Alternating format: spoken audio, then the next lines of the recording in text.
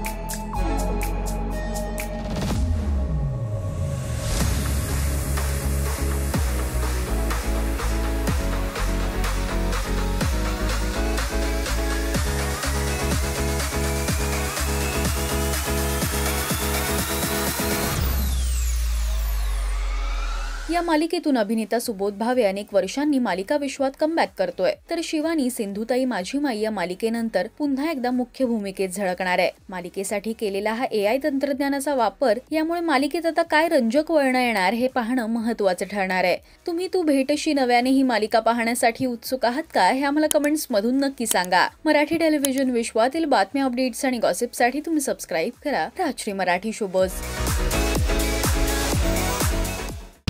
पूर्ण एपिसोड पाहण्यासाठी डाउनलोड करा सोनी लिव्ह ॲप।